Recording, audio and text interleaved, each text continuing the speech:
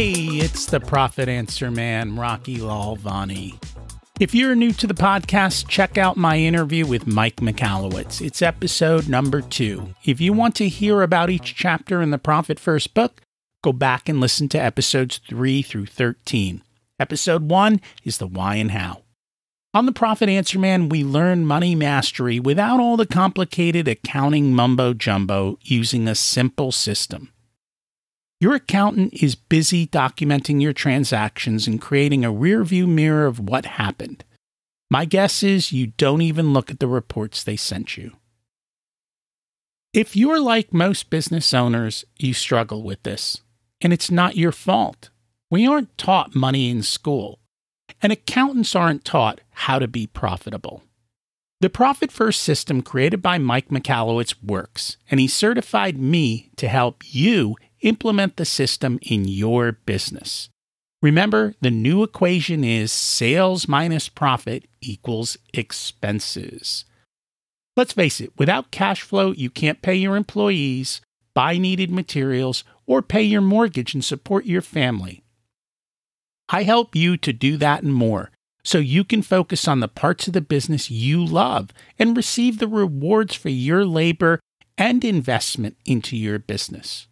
The stronger you are as a business owner, the more jobs you create, the better we are as a country. Small business owners are the backbone of America, and for that, you deserve to be well rewarded. Just remember, more revenue does not equal more profit. That's why we focus on the bottom line. Today, we're going to talk about the importance of good data and how other people may view your data. Without knowing the score, you don't know if you're winning. When you go to a sports stadium, the scoreboard's there, and all the stats are easy to see. However, in most businesses, this is not the case. Most people don't know where they are in the moment and how they're doing. Hopefully, we can shed a little light on that with the data magician, Lynn Corazzi. Lynn is the owner of Data2Profit Consulting. He helps small to medium-sized businesses make more money with their data by using financial ideals and tools he learned at Procter & Gamble. He has a unique ability to help clients think big picture, while at the same time digging into the details of their results. When you feel you have a lot of numbers around you but no answers, Lynn will make those numbers work as hard as you do, and turning your data into profit, which is what we're all about, being profitable. Let's meet Lynn. Welcome to the Profit Answer Man, Lynn Corazzi. It's great to have you join us today. Hey, Rocky, it's my pleasure. And thank you so much for the opportunity. I've listened to a bunch of your other podcasts, and I'm humbled to be part of the whole series. And so I really appreciate it. And I heard you on another podcast, and I'm like, we got to get Lynn on with our guests too, and our listeners. Can you share a little bit about yourself and your business? Yeah, why did I get into business for myself? I got tired of working for really big companies, because even as I've gone from a Fortune 500 company that everybody here would recognize to a smaller company, all along the way, I know that business leaders don't always understand and have a good grasp on their numbers. And so it's my mission in life to help people get smarter about the business, make better decisions so that they can make more money. And if I'm successful doing that, I'm not only fulfilling my own little personal mission, but of course, then helping build my own business. Like I said, I'm a corporate finance refugee. I've been doing this now for 3 years, located out of the Milwaukee area. But if anything we've learned during this pandemic is that anybody can work with anybody around the world, which is actually kind of cool. And the name of my company is Data2Profit. And really, it came back from a networking session I went to. You had six words to introduce yourself, the value you provide. Okay. I am a business analyst turning data to profit. And it just seemed to work because really it's helping people turn that data that they're not looking deeply enough into better decisions, more money. So one of the biggest struggles I have is the data itself. To begin with, we have to have good data. And I find for a lot of people, when you start digging into their QuickBooks or whatever systems they're using, they don't always have great data, and it's certainly not timely. Yeah. Well, I'd love to hear what you found.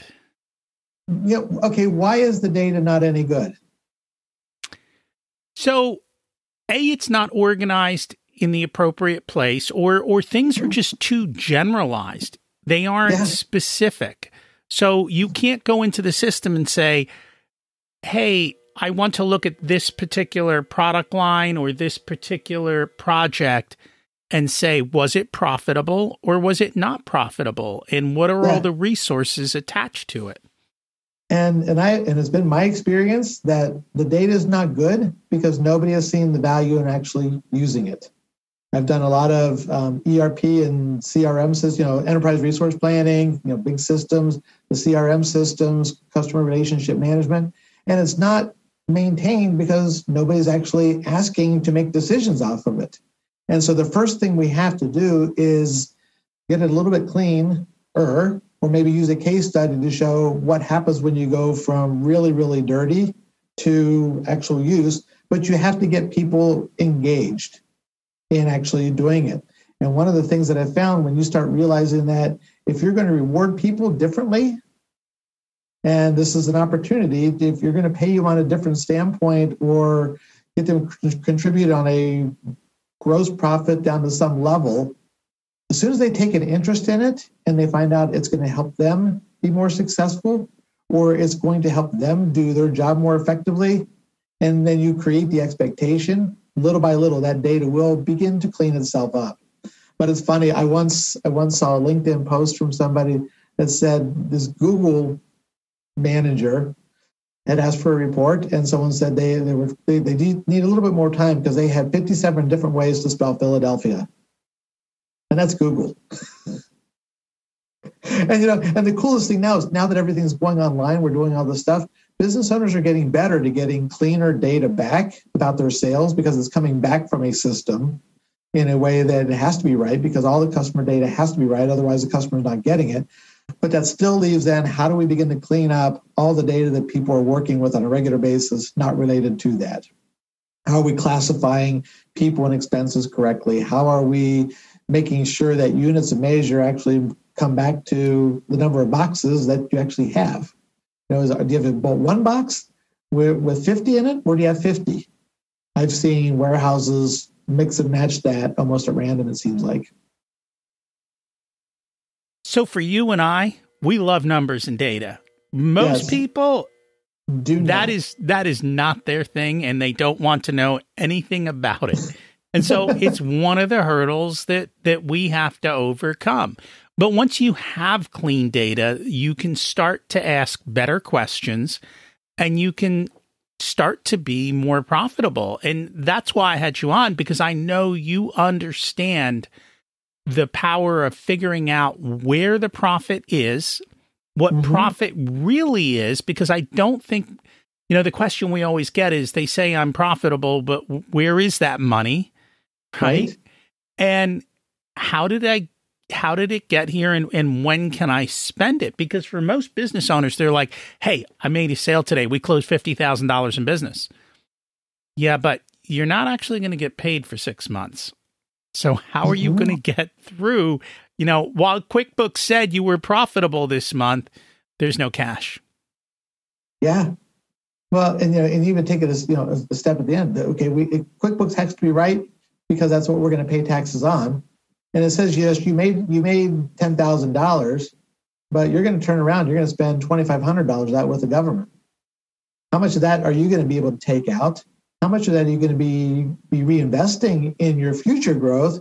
And then, then by the way, how much do you need to keep on reserve? Because sooner or later, there's going to be a downturn. There's going to be a cash because that customer hasn't paid. So you have all these things. And so you're exactly right. And yes, we understand our income statement, but how the income statement and the balance sheet, there's your profit. It's sitting in accounts receivable. But wait a minute, you also have a great big accounts payable you haven't paid off because you don't have the cash yet because your receivables are bad. And this, in some way, shape, or form, with the right guidance, does become their action plan as to how do you actually get through this cash crunch that you're at now so you can collect it and use it to build your business a little bit more so that when you actually need to spend it, you actually got something that you can pull out. It's a difficult challenge because there's not a sense of urgency unless you're, if you got money, especially if you got money in the bank, there's no sense of urgency. I would love to walk up to somebody someday and say, you know what, I'm type 2 diabetes. Something is very, very bad going on in your business. You're not healthy. You just don't know it yet. I'd love to be able to walk in and say, you know what, all that pain that you have, I see your ankle bone sticking out of your pant leg. You think maybe we ought to go see a doctor about that? But creating awareness, creating that urgency that, yes, this is very, very important is I think, one of the biggest challenges that we have. Well, and I think for business owners, one of the biggest problems is there is no report that says, hey, look at me and I'll give you all the answers, right? The profit and loss tells you one thing. The balance sheet tells you another thing. Your AR aging tells you another thing. And nobody knows how to put all these things together, including accountants sometimes. Oh, absolutely. Because, the guy, I got to tell you this story because this is exactly it. And a guy I know went to, his friend of his is a brain surgeon. And this guy's a CPA. And he said, the brain surgeon pulled out this X-ray and wanted to show him somebody's brain. Somehow they got into this. And I could tell what it was, but there's this big black blob there. I had no idea what the hell I was looking like. And I just looked at my friend and I said, now I understand what you see when you look at your P&L. Yeah. And that's why I think it's, one of the things that I like to begin to offer people is, what's a dashboard or what's a tool a way that I can present to you what it is that you're looking at. So here's what it is. And then in that same way, have enough text around it. I know we all have a short attention span, so it's not not big paragraphs, but this is what we're looking at and why it's important. And then here's your result. And so out of that, yes, you get the what, but if I can also tell you, well, so what, it should also help guide you to what's next. Because yes, someone can point it out to you, but if the business owner chooses not to act on it, they haven't really solved anything. So, but if we can do those three things together, point out what it is, why it is, and what they should do about it, then we begin to slowly educate and encourage people to look at their numbers a little bit more. Because then now you get back to, now if I'm looking at my numbers because I'm seeing value in them, then I'm going to expect them to be a little bit better. And if I teach somebody what to look for, now they're going to go back to their accountant or their bookkeeper and say, hey, what about this? And then the bookkeeper or the accountant has to step up if everything plays out as it logically should. Or the person's going to say, you know what, I'm paying you, your fees every month. I'm not getting the value that I deserve and that I need. And I find most bookkeepers are really good at putting things where they belong, but they're not going to analyze them or tell you what's going on. They'll tell you if there's a problem, hey, I don't know where this belongs. Tell me where this belongs. And you're like, I don't know. That was 60 days ago. How do I know where I spent that money? And then the accountant's much more focused on, hey, we need to do your taxes. Don't worry about anything. I'll just make all these journal entries at the end of the year and we'll figure it out for you. But that's not helping them answer their questions of how do I make a difference next year? Well, in my corporate career, I worked, again, this Fortune 500 company. I had jobs on both the accounting side and the corporate finance side. And so not only, I've gotten used to, I had the experience of creating the P&Ls, but it's also, I was that trusted, valued business partner to general managers, plant managers, brand managers, and helping them understand, here's what we're doing and why, and then helping dig into and answer those questions that they had. And I'm currently working with a client in the Milwaukee area, and in the middle of an analysis project, their controller quit. And they said, Lynn, we would like you to step in as our interim controller. I said, you realize I'm not a trained accountant? That's okay. Yeah, but no, what you know, somebody else could do this a lot cheaper and a lot quicker. That's okay. We want you to do it because we've seen how you work with numbers and how you approach, how you work with our people and how you understand our business. And so once we're getting it done, we're not only going to have the confidence that the books are right, but that we have a better understanding of what they're supposed to be telling us. And that to me was just a huge validation of the experience that I've had in doing this kind of stuff for 30 plus years. So I recently read a book. It's by an MIT professor. It's called Islands of Profit in a Sea of Red Ink. And they talked about Fortune 500 companies. And they said most Fortune 500 companies, 30 to 40% of what they do loses money. 30 to 40% of what they do breaks even. And 20 to 30% of what they do is so profitable, it covers everything else.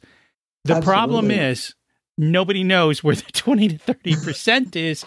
And there are odd incentives not to actually focus on that. Because if I'm in charge of 1,000 people and I realize 200 of them are profitable and 800 are unprofitable, I don't want to be in charge of a 200-man division. I want to be in charge of a 1,000-man division because that looks good on my resume, right?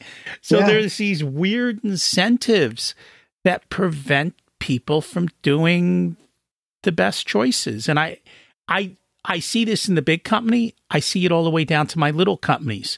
We take months to figure out appropriate pricing based on inputs and time. Because more often than not, we'll look at cost of goods. We don't look at the time that people are investing into delivering a service as well. Yeah.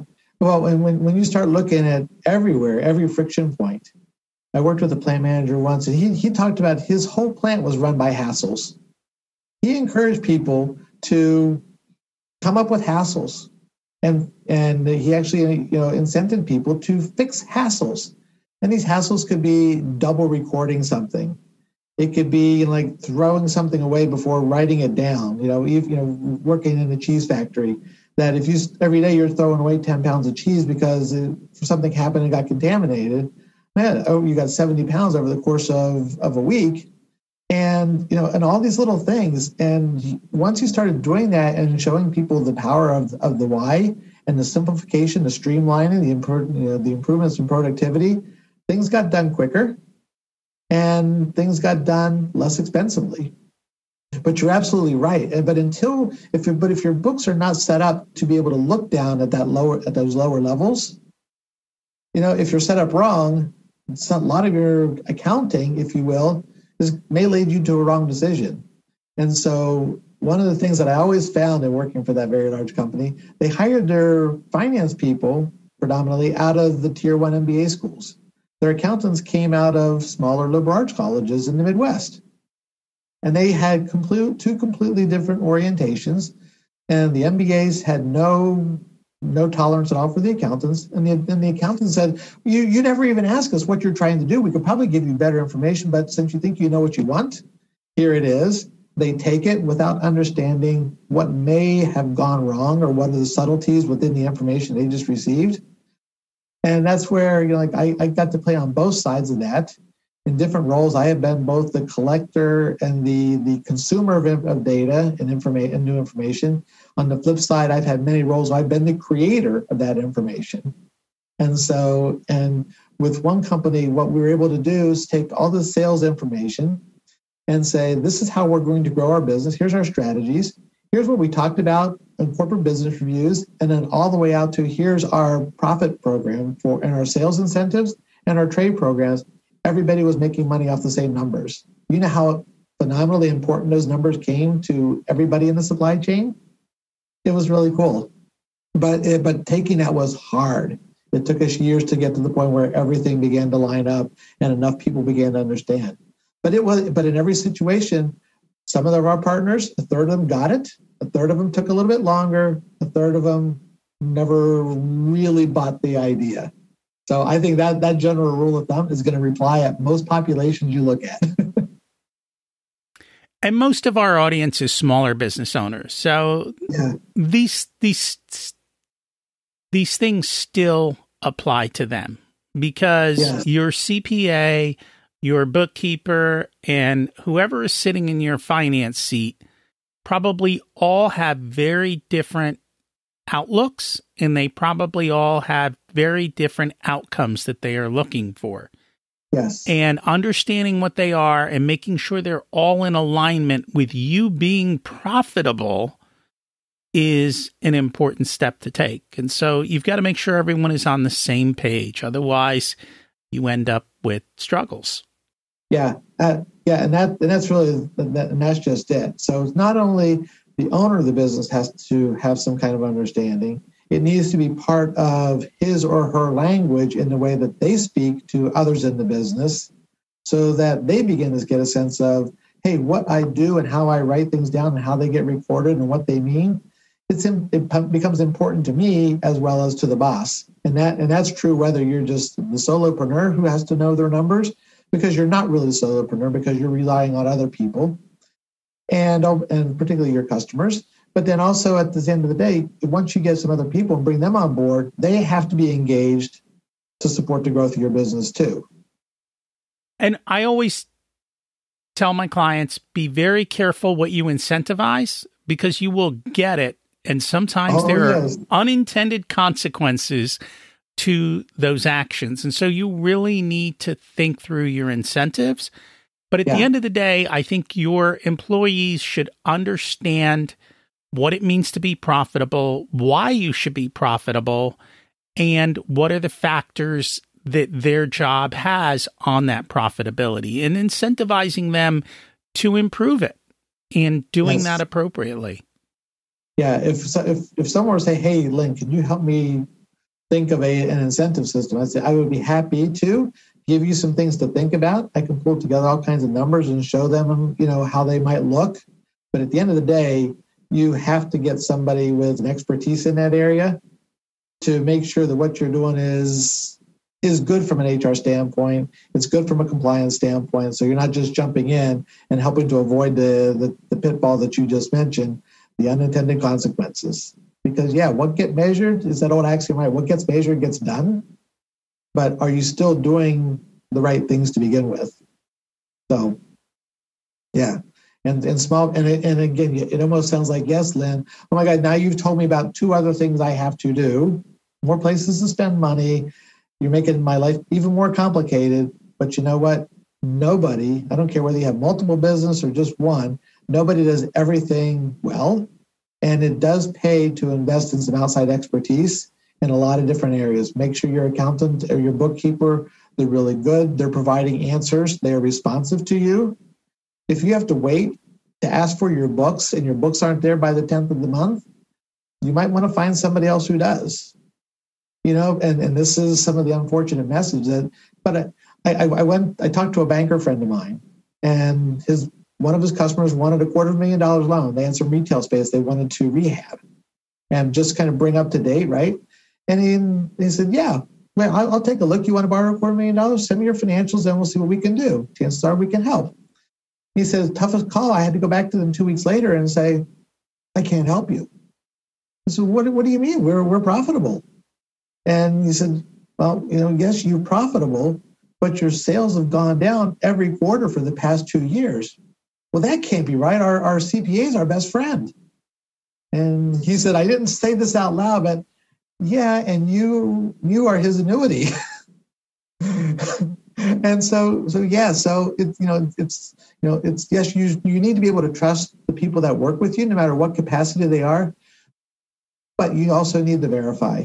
You also need to make sure that you are taking the ownership in what they're telling you. You have the right and responsibility to ask questions and get smart enough about the questions that you need to ask, just so that in helping them, you're going to, in wanting to help them, you also need to make sure that they understand that you know what you're talking about. You're not the expert, but you're smart enough to know what questions to ask.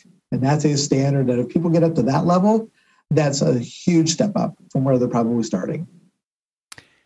And I know everyone wants to grow sales, but the questions they forget to ask is, why am I growing sales? And how am I going to grow sales? And what am I going to do to make it happen? Yeah. And what are you going to do? And the first question is, local distributor here in the Milwaukee area told me he got a an account to service all of the cleaning, janitorial supplies for Milwaukee's airport. And I said, yeah, how much margin did you have to give away to earn that business? And what's going to happen 2 years from now when this contract's up and you got to rebid it again? There was just, that kind of thought didn't occur. And actually, most businesses can probably increase their profits by lowering their sales, because there's going to be the PIA customers, the pain in the ass customers, that always want their pizza reimbursed because it was never right. And so you start tracking all these little things, and some of your customers just are not good, profitable customers for you because they require a lot, they return a lot, they call your customer service line, they want all these samples, they want all these freebies, they want all your time. Are you really looking at what are they contributing to them? And so, yeah, maybe it's time to fire a couple smaller customers that take up a lot of time. Nobody likes to do that because we love all of our customers. We just don't love them all equally, perhaps. And in order to do that, you have to have good data. You have to know what it looks like. Darn it. And you have to know how to read the tea leaves and then ask the appropriate questions and take the action that you need to take. And you have to be focused on it, right? Most business owners are focused on what they love and they ignore the parts that they don't. And unfortunately, this is one of the parts that they don't love, and I get it. So find somebody in your business to sit in that seat to do that. A lot of times the spouse is really good at telling you spend too much money. And that you're, why didn't you do this? Like, because they hear the complaints time and time again. They're like, you say the same thing over and over. When are you actually going to do something about it? Yeah.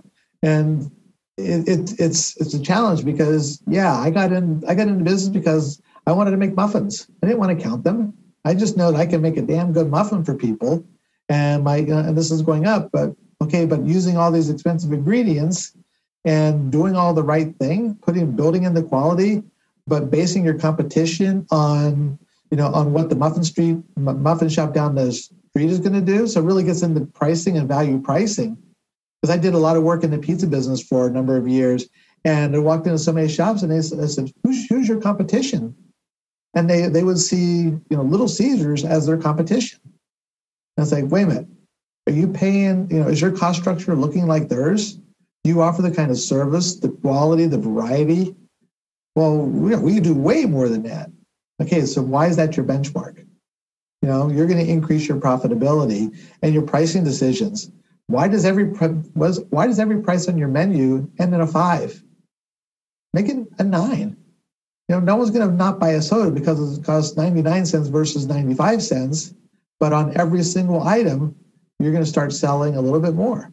And these are all these little things that someone coming in with a fresh eye of your business that is going to trust, hopefully you trust, but then also is going to give a fresh set of eyes to your business. That's where some outside expertise is always going to be beneficial, as long as you identify what you're trying to learn, you're clear about what you want to get out of it.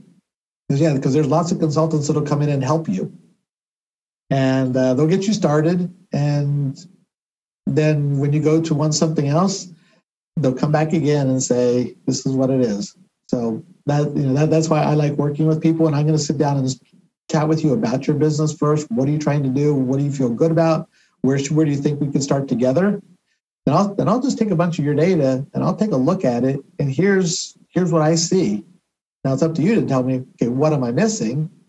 Or say, Lynn, you told me something about my business that I did not understand. It's going to help me make better decisions, more money.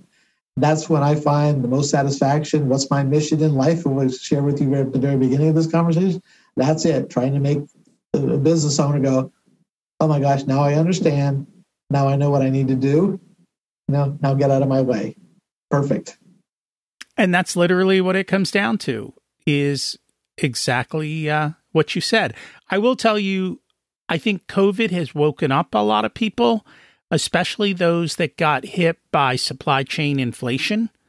I'm hearing stories of business owners that were literally selling stuff for less than what it was costing them because they didn't pay attention to all the changing prices.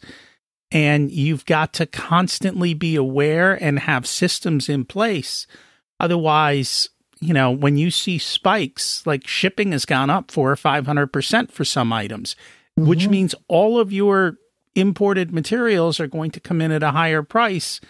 When's the last time you reviewed pricing to make sure that your pricing is still good? And as you said, just because the guy down the street is charging X and losing money doesn't mean you have to. No, absolutely not. But, I work with a distributor of animal health products. And there's some items that were in the warehouse for quite some time. And even though the price of the new stuff that was coming in was getting adjusted, I got a wheelbarrow that we bought 3 years ago. Why you have wheelbarrows sitting in there for that long is beyond me, but they had a couple there. But all of a sudden they're selling them. They're selling on the margin of what they made way back when, not thinking about the value of that wheelbarrow out in the market has gone up, but it's still sitting in your area. Again, it's another piece of data that somebody has to intentionally go back now and then and look at. How much do you have on hand? I'm helping a friend right now get through his business. His mom and dad, he's taken owner for mom and dad. And they said, all this stuff is good. I mean, look, it's still in the box. It's pristine. Yeah, but it hasn't sold for 3 years. And they got a ton of it. I'm trying to say, Sam, could you unload a lot of this stuff, maybe make a little bit out of it, but at least now you have the cash to work with, to reinvest into more relevant inventory. Now that you've got your new website up and running, put something on there that's good, not just the stuff that you're trying to get rid of. Yeah, but what if somebody sells it, if somebody wants to buy it for full price? How often are you actually doing that? So it's forcing you to actually take another look. And he's dug into his numbers. He understands what he's got. He understands the what. He's getting to the so what. He's just having a hard time looking at the implications of, okay, now what? And that's a mindset issue. When you pay X for something, then that's stuck in your mind. And you're like, well, I can't let go of that. But the reality is, if we can let go of that and we can bring in a product that's moving every 60 days, you're essentially holding up 6 times the sales in a year by keeping something dead on your shelf instead of turning it over a lot more often. And it's learning to let go and say, hey, let's make the right choice. Let's move forward. Let's clean up our mess. And the cool thing is now with supply chain shortages, things that weren't selling before are now cleaning out. So you never know. You might still be able to get away with it and clean it up. Yeah. And it's interesting you mentioned mindset. I was just at a conference this past weekend, and a big focus of it was the mindset. Why do we believe what we believe? What are our experiences that tell us to hold on to the challenges that we have? Why do we always see ourselves in a more negative light, and we always question ourselves? And so mindset becomes huge. And part of it is that, a good mindset coach is going to help you walk through what are the experiences that do that, but then also what is the reality? And if you can quantify that reality a little bit more, it makes you see that, maybe your worst fears that this can look this bad aren't really as bad as they might be, or that you're thinking they might be. So it helps even get your mindset straight. It gives you greater confidence if you understand your numbers. I understand my business. I understand all my metrics in my business. They're healthy. Oh my gosh, now my mindset is so much better. It's like, I truly get it. I'm not guessing myself. I'm not managing my business by anecdote or hope, wish, fear, or prayer. All of those things are not going to serve you as well as your numbers will if they are right. What event were you at this weekend? There's a group here in Milwaukee called the Idea Collective for small business owners. I know it. You got to see Jesse Cole? Yes. And the coolest thing about that, he said, I need 4 volunteers. I was sitting up front and I jumped up and I said, you know what? I'm going to do this. I'm going to volunteer. So I'm up on the stage with Jesse Cole. He says, okay, put this blindfold on. We're going to start some music. And when I tap you, you're out. But what you guys are going to be doing is dancing blindfolded. Okay, so the music starts. And I thought, okay, my first instinct was, do not be lame. So, man, I'm into this. I'm up there. I'm the dancing fool. Then he starts saying, there's 2 of you. And it's really close between the 2 of you. And I've started, now all of a sudden this competitive thing came out of me. And I'm dancing. And he finally stops and said, congratulations, Lynn. You are the winner. And he hands me this little airplane. He told a previous story about one of his employees really loved baseball. And he said, we had a team meeting, and I said, and I handed this guy this plane and said, this is a symbol of how far you've come and how far you have yet to grow as an individual and a contributor to the team and everything. The guy says, okay, this is nice. Well, it also represents the fact that we're going to fly you and your dad to Cleveland to go see Game 1 of the World Series that year. And so now he hands me this little plane, and then he tells me, well, this represents the effort that you put into this thing, but it also represents that I'm going to have you and one other person come down and join us for a baseball game. So March 11, I am being flown down by Jesse Cole to be his guest with the Savannah Bananas. I am so excited about that. And so for those of you who do not know, Savannah Bananas is the poster child for Profit First. Yes. He is the most profitable minor league baseball team, and he makes more profit than some of the major league baseball teams do. His stadium is packed full all the time, and he's also in Mike's new book, which is Get Different on Marketing, and that is what Jesse is big about. He literally gets people excited to show up by doing things differently and without spending money. That's right. He says he doesn't spend anything at all on advertising. Everything is like word of mouth, and they just try. But you know what? But the players get so when you talk about employee engagement, the players get in on all this. The players welcome people into the stadium. The players dance. He has a young kid who does nothing but walk around and give people high fives, because you know what? People love it to get and give high fives. And when you get it from a little boy, it's really, really exciting. And he just tells so many stories about, we're continually trying to get rid of the hassles, make it easier for our customers to enjoy the product that we have. We're not a baseball team. We are in the entertainment industry. And I actually, at a Q&A session after that, I said, what do the players think? They come in, they want to play ball. He said, the players go through the same selling process. They have to do a video to say, what are they going to contribute to Savannah Bananas? So they actually hire for engagement. People understand exactly what they're getting into, and everybody's aware of what's going on, and they talk about what worked and what didn't work. It's just fascinating, the business model that he has. But if you're interested, look up the Idea Collective for Small Business Owners in Milwaukee, Wisconsin. It's run by a guy named Pat Miller, who's just absolutely brilliant in what he's done in bringing these people together. And if you need help running your business, whether it's a mindset coach, a finance coach, a good accountant, a lawyer, an insurance person, there is everybody there, accessible to there. And there's a couple times a week, you can just call in and say, I have this question, and 20 people be on the line with you, helping you solve your problems. It's really, really cool. It's nice to have your mastermind group and your go-to group to be able to get that kind of help and to be able to do that. Yeah. If people would like to learn more about you and connect with you and find your company, what is the best way for them to do that? I am on the web. Right behind me is Data2Profit. That's the name of the company. Data, the number 2, the word profit.net. And that's our website. You can find me out on LinkedIn, Lynn Corazzi. Last name is Corazzi. Or if you want to scribble this number down, it's 920-948-3355.